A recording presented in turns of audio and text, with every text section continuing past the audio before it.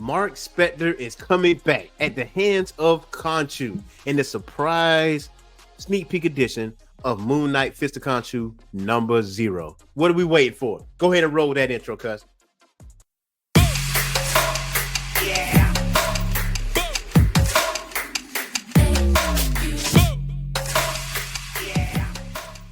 What's going on, Geek Corner? This is Earth's Mac, the Mad Scientist, and I greatly appreciate you guys' support last week in our comic book breakdown of 3 specific comics. And because of that support, we're going to do more content such as this. I hope you guys enjoyed our last edition of Comic Book Declassified for the Orange Phoenix Show, but today we are going to cover Moon Knight Fist of Khonshu #0. And do not forget to hit that like and subscribe button and that notification bell. And you might want to stick around to the end of this show to know what other comics we're going to cover after this. And it is an Image comic. So hope you guys enjoyed this video and let's get into it. So Moon Knight issue #0, right? If you are not familiar with Moon Knight, I highly encourage you to go read Jed MacKay's run of Moon Knight and Vengeance on Moon Knight. It's pretty easy to access. All you have to do is go to Marvel Unlimited, the app, or if you got a Kindle, you could go ahead and buy it on Amazon and read those volumes, because everything that transpired in Jed MacKay's run of Moon Knight leads up to this, Moon Knight Fist of Khonshu #0. Now, this is a sneak peek in Moon Knight #1, which will take place in October. So we got a little minute before we get to that. So now let's talk about what happens in issue #0. Khonshu has been held captive by the Aether Chain in Asgard, but he is now released. Now he talks about the vampires, and he's sending his fist out to kill off these vampires. Now, if you're not familiar with the storyline that's going on, or the special event that's going on right now, Bloodhunt, go ahead and read Bloodhunt. And if you want me to cover Bloodhunt, I would definitely do that for you guys. But he talks about the different fists that he has now that Marc Spector is gone. So let's talk about the first one, Reese. Now, Khonshu has a certain disdain for vampires, but he notices that one of his fists is a vampire, and she's actually the good guy. She's part of the Midnight Mission. Now, again, you got to go back and read Jed MacKay's run of Moon Knight, because Jed MacKay actually wrote this one as well. The Midnight Mission handles situations on the ground. They're not doing intergalactic things, so basically street level stuff, and I really do like that. So Khonshu goes on to say, not all blood drinkers prey upon my travelers by night. This one wears my symbol. She battles her own kind to protect innocence. One would think her one of my fists clad in white doing violence is in my name, but Reese Williams is no fist of mine, not because she lacks conviction or bravery, nor because she is a vampire. She possesses all those traits, but she does not believe, because if she did, my moon would burn her flesh. No, her belief is not invested in God's. Instead, she believes in my older son's legacy, his Midnight Mission. So we learn here that Khonshu has a certain level of respect for Reese, because she is actually doing the work while Marc Spector is not there. Now, this goes on to the next one, which is Soldier, which is another member of the Midnight Mission. And he goes on to state this: she believes in the Midnight Mission because she helped to build it. This one believes because he desperately needs it. Soldier is his chosen name and occupation all in one. Every soldier needs something to fight for, and this one is no different. He is of a kind with my 2 living sons, all 3 men with yawning voids inside of them. Voids that can only be filled by 2 things, violence and service. 2 things that are in actuality one, because service to me is always violence.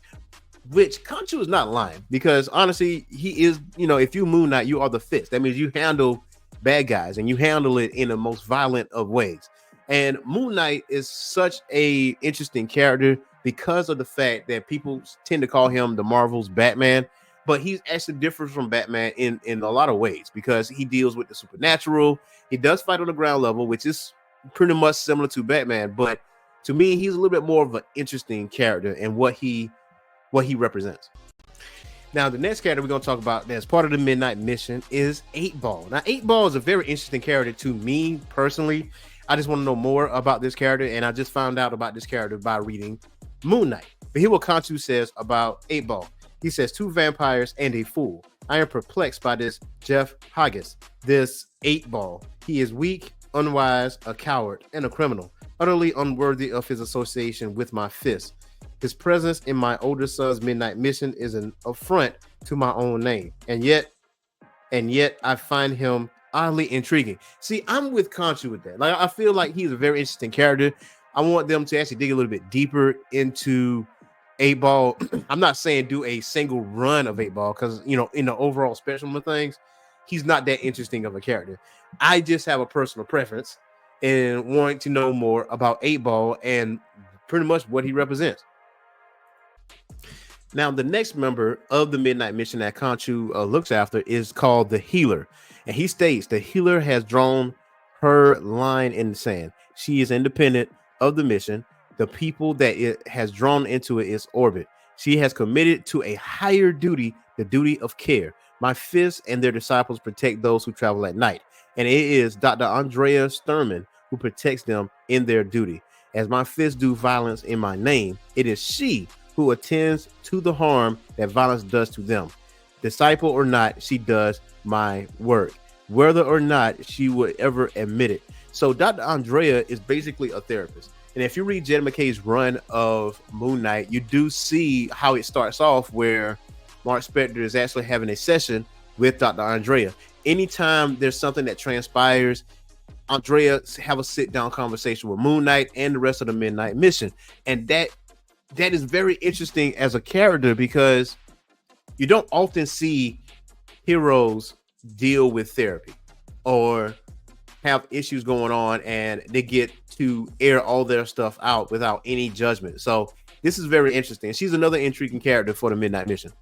Now, this other character here is also part of the Midnight Mission, and he's the youngest, basically out of Khonshu. So he says, my hunter's moon. Now he has grown since I came to him in his first death.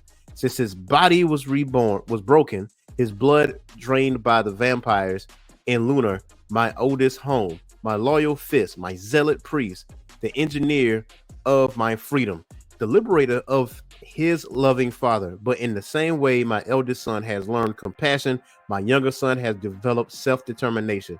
He has destroyed my edicts. He may require correction. And at first, Hunter's Moon and Moon Knight was at odds with each other. They were actually throwing hands. But quickly as the story progresses, Hunter's Moon decided to join the Midnight Mission because there was an event that took place. And I don't really want to spoil that part for you, but there's an event that took place that pretty much forced Hunter's Moon and Moon Knight to interact with each other, and they end up joining the Midnight Mission. Hunter's Moon, that is. Now, the next member of the Midnight Mission we're going to talk about is Tigra. Now, Tigra is very interesting, mainly off the fact that she is Marc Spector's love interest. And Khonshu speaks on her saying, the were-woman, the striped mother, the constant widow. She has the stink of divinity upon her. Once the avatar of the hated tiger god, but worse than that. She loves my son, loves him so. She aided in my liberation so that he might live again, and he loves her back. I am a jealous God, and I am a jealous father. The duty of my fist must be to me. Their love should be no different. Now, you can sense a little bit of jealousy from Khonshu when it comes to Tigra, and that might cause a little rift. But it seems as though that Khonshu is a little bit more understanding this time around in resurrecting Marc Spector and seeing the good that he's been doing under the name of Khonshu. Now, again, if you're not familiar with Moon Knight, you got to understand that Moon Knight has 3 different personalities, 3 in 1. Now, the first one is Jake Longley. He's basically the embracer, he who so loves the poor that ignore the forgotten. He's a taxi driver. He gets information on the street. The other one is Stephen Grant, which is basically this rich guy tycoon. He's basically a rich person. He has money. And then the other is Marc Spector, and Khonshu calls him the traveler, who has the thoughts and killed his way across the world and together. And in this panel, we learn about a complicated relationship between Marc Spector and Khonshu. Khonshu states that I love him as a father, but I hate him as a god, must hate his apostate. But basically, he says, in short, we are a family. And with him gone, you got villains such as Zodiac and other gangsters And you got all these other underground gangsters actually coming back, and those that are drinking blood. Obviously, the Bloodhunt situation is going on. So he states they think he is dead, but he lives. And you fast forward over to this final panel, and you see Moon Knight in a brand new costume, which is super, super, super dope. And he states, "What will become of it? I wonder, now that I am free, now that I might reach out and touch that drama directly. I am Khonshu, greatest god of the great gods.